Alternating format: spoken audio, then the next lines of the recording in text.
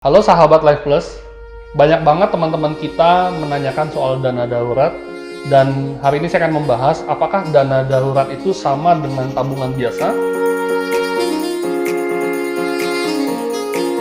Kenapa dana darurat itu kita butuhkan di waktu-waktu sekarang ini? Karena saya melihat banyak banget kondisi sekarang di pandemi ini, banyak banget yang kesulitan akan keuangan karena banyak yang di PHK, banyak kebutuhan mendadak.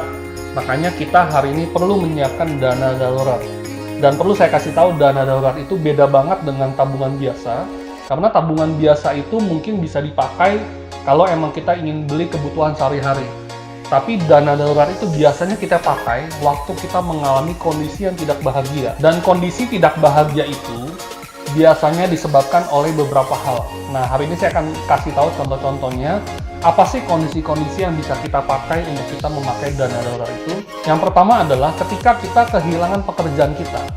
Kondisi pandemi ini banyak banget perusahaan-perusahaan yang memecat karyawannya atau merumahkan karyawannya sehingga banyak terjadi PHK di mana-mana. Dan ketika kita mau mengajukan pekerjaan baru lagi di perusahaan baru, tentu tidak mudah, teman-teman. Makanya kita perlu menyiapkan dana darurat untuk kita bisa mengcover kebutuhan-kebutuhan penting kita. Karena pasti teman-teman kalau kita di PHK, tentu kebutuhan seperti sewa kontrakan, seperti kita bayar uang sekolah atau kita uang makan, itu tentu kita tetap harus keluarkan. Makanya dana darurat itu penting buat kita siapkan dari sekarang untuk kita menjaga risiko keuangan kita, teman-teman. Yang kedua, teman-teman, dana darurat itu kita bisa pakai ketika kita tidak ada asuransi. Beberapa banyak teman-teman kita di sekeliling kita, dia mengalami resiko keuangan ketika dia mengalami sakit, ketika dia mengalami kecelakaan, dan bahayanya ketika dia tidak ada asuransi.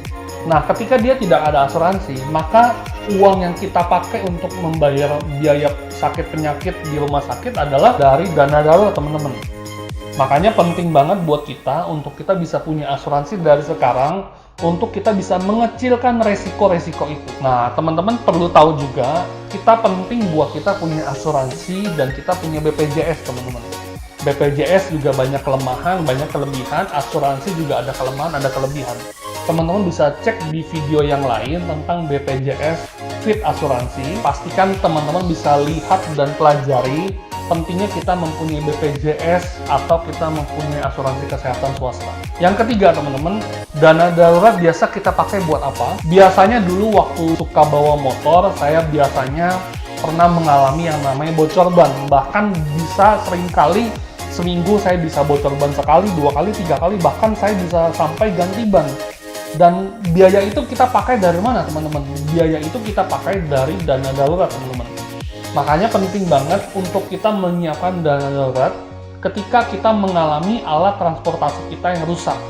Contoh misalnya kalau tiba-tiba motor kita atau mobil kita mesti masuk bengkel, otomatis kita mesti menyiapkan dana untuk kita naik angkutan umum atau kita naik transportasi online.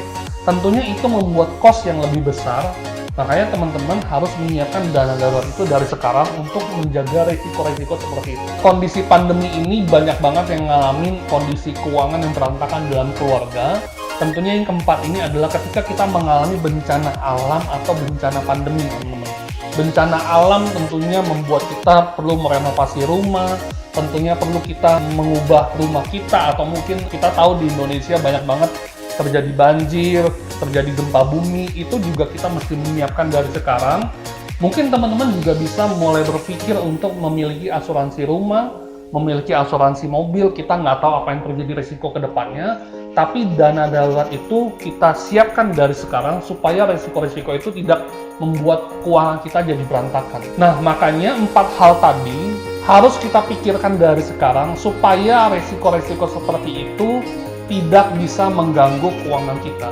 Pertanyaannya simpel, teman-teman. Berapa banyak dana darurat yang harus kita siapkan? Kalau saya belajar banyak dari financial planner, mereka rata-rata mengajarkan 3 kali pengeluaran kita atau 3 kali pengeluaran kita dalam sebulan. Saya setuju dengan hal itu, tapi sejak pandemi ini terjadi, saya mulai memperpanjang berapa kali dana darurat yang kita harus siapkan. Minimal 3-12 kali pengeluaran kita setiap bulan. Kenapa? Kalau misal kita terjadi resiko PHK, kita masih punya 3 kali sebulan dana darurat kita untuk mengcover setiap bulan pengeluaran kita. Tentunya teman-teman jangan sampai pengeluaran-pengeluaran yang membuat kita menjadi hedon teman-teman, atau pengeluaran yang membuat kita jadi buang-buang uang. Tapi kalau bisa pengeluaran ini adalah pengeluaran-pengeluaran yang penting dan rutin teman-teman. So teman-teman, kalau teman-teman ingin belajar lebih dalam, pastikan teman-teman bisa mengikuti video-video kita yang selanjutnya. Kalau teman-teman ingin mulai menyiapkan dana darurat itu dari sekarang, pastikan teman-teman mulai menyisihkan uang sedikit demi sedikit supaya dana darurat itu bisa tercipta dan bisa terbentuk teman-teman. Jangan lupa teman-teman bisa mulai ikutin video-video kami selanjutnya. Jangan lupa like, comment, dan subscribe. See you on the next video.